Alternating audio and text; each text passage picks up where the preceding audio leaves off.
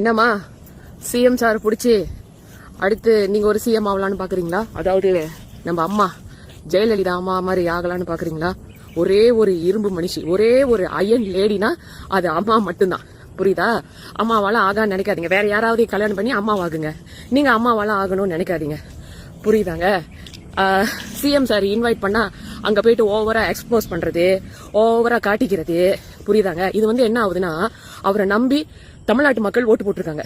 புரியுதா? அவர் ஒரு நல்ல ஆட்சி கொடுப்பாரு, நல்லது செய்வாரு அப்படின்ட்டு ஓட்டு போட்டிருக்காங்க. அது நீங்களே அங்க போய் இங்க போய் அப்படின்றது, இந்த மாதிரி நீங்க ஹிண்ட் கொடுக்குற மாதிரி போஸ்ட் போட்டு அவரோட ரெப்புடேஷனை நீங்க குறைச்சிடாதீங்க. அண்ட் ஆல்சோ முதலமைச்சர் சிஎம் சார், விஜய் சார், உங்களுக்கு ஒரு அன்பான வேண்டுகோள். அதாவது இந்த ஒரு மக்கள் சார்பாக, ஏன்னா இந்த இன்ஸ்டா ஃபீட் திறந்தா நிறையோட காமெண்ட் பார்த்தா எல்லாம் ஓகே, ஒரே ஒரு விஷயம் மட்டும்தான் இரிட்டேட் ஆகுது. அதாவது எல்லா ஃபங்க்ஷனுக்கும் இந்த லேடி அட்டைன் ஆகுது. புரியுதா? உங்க மேல இந்த தமிழ்நாட்டு மக்கள் நிறைய மதிப்பு, மரியாதை, அன்பு நிறைய வச்சிருக்காங்க. அது இந்த ஒரு லேடினால உங்களுடைய என்ன சொல்லுவாங்க, உங்களுடைய அந்த ரெப்புடேஷன் பாதிக்க கூடாது.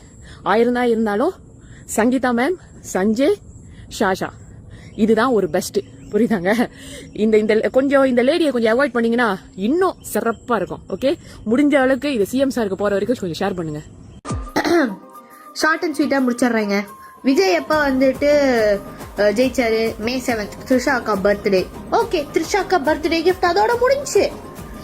இப்போ அவர் வெயிட் பண்ணி எப்ப பதவி ஏற்கிறாரு? எப்போ? May 10th. May 7th எங்க இருக்கு? May 10th எங்க இருக்கு? May 10th ஏன் பதவி ஏற்கிறாரு? ஏன்னா என் பாட்டி பர்த்டே. Very simple. என் பாட்டி செலிபிரிட்டிங்க.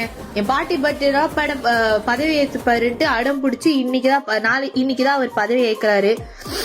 இது அவரே மறக்கல, அவரே சொல்லியிருக்காரு. நீங்க வேணா கேட்டுக்கோங்க. அவங்களே எப்படி நான் மறப்பேன்? அவங்க தான் என்னுடைய உயிராச்சு, என் நெஞ்சில் குடியிருக்கும். முதலமைச்சர் விஜய் அவர்கள் சில அரசியல்வாதிகளை சந்திச்சிருந்தாங்க. அதை பற்றி நீங்கள் என்ன நினைக்கிறீங்க? ஏன்னா நீங்கள் முதலமைச்சர் விஜய் அவர்களுக்கு ரொம்ப சப்போர்ட்டிவாக இருக்கீங்க. ஏன்னா உங்களோட சில எதிரிகளை போய் அவங்க சந்திச்சிருக்காங்க. அதை பற்றி நீங்கள் என்ன ஃபீல் பண்ணுறீங்க அப்படின்னு கேட்டாங்க.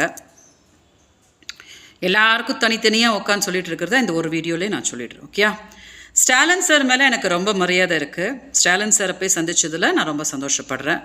திரு வைகோ அவர்களை முதலமைச்சர் விஜய் அவர்கள் சந்தித்ததில் நான் ரொம்ப சந்தோஷப்படுறேன். ஆனால் அதுக்கப்புறம் ஒரு அரசியல்வாதி அவங்க வீட்டுக்கு போய் முதலமைச்சர் விஜய் அவர்கள் சந்தித்ததில் எனக்கு உடன்பாடு இல்லை. ஓகே, முதலமைச்சர் விஜய் அவர்கள் என்ன வேணாலும் பண்ணலாம், அது அவங்களோட விருப்பம், அவங்களோட முடிவு. ஆனால் இந்த அரசியல் நகர்வு இருக்கு இல்லையா, இது எனக்கு எனக்கு எனக்கு பிடிக்கல. பரப்புரையில் திட்டிக்கிறது, அதுக்கப்புறம் போய் தம்பி அப்படின்னு கட்டி பிடிச்சிக்கிறது, இதெல்லாம் மக்களும் பாவம், மக்களுக்குமே ரொம்ப குழம்பும். இப்போ என்னோட விஷயத்துலேயே பார்த்துருப்பீங்க, நான் எத்தனை தடவை வீடியோஸ் போட்டு எங்கள் அக்காவை காப்பாற்றுங்க, என்னையை காப்பாற்றுங்க, தமிழ்நாட்டில் வாழ விடுங்க அப்படின்னு நான் கெஞ்சுறேன். ஆனால் அதை யாருமே அதை பண்ண மாட்டேங்கிறாங்க. மாறா போய் அந்த அரசியல்வாதிக்கு போய் ஃபுல் சப்போர்ட் கொடுத்துக்கிட்டு பண்ணிகிட்ருக்காங்க. ஸோ இதுக்கு மேலே எனக்கு ஒன்றும் சொல்கிறதுக்கு இல்லை. நான் மக்களுக்கு நன்றி தெரிவிச்சுக்கிறேன். என்னை யாரெல்லாம் கொச்சப்படுத்தினாங்களோ, தமிழ்நாட்டுக்குள்ளே வாழ விடாமல் பண்ணாங்களோ, அவங்களுக்கெல்லாம் நீங்கள் தகுந்த பாடம் போட்டுனீங்க. இதோடு நான் எல்லாருக்கிட்டேருந்து விலகிறேன். இது என்னோடய கடைசி வீடியோ. இதுக்கப்புறம் தமிழ்நாட்டுக்கு வீடியோ போட்டு எங்களை காப்பாற்றுங்க அப்படின்னு என்றைக்குமே என் வாழ்க்கையில் நான் பண்ண மாட்டேன். வாழ்வோ சாவோ, என்னால் வாழ முடியுதோ, நான் செத்து போகிறேனோ, அது எல்லாத்தையும் நான் கர்நாடகாவில் பண்ணிக்கிறேன். இது வரைக்கும் எனக்கு ரொம்ப சப்போர்ட்டிவாக இருந்த மக்களுக்கு நான் நன்றி தெரிவிச்சுக்கிறேன். ரொம்ப ரொம்ப வருத்தமாச்சு. அந்த வலி என்ன அப்படின்றது என்னோட இடத்துல இருந்தவங்களுக்கு தான் அது புரியும் என்ன அப்படின்னு சொல்லிட்டு.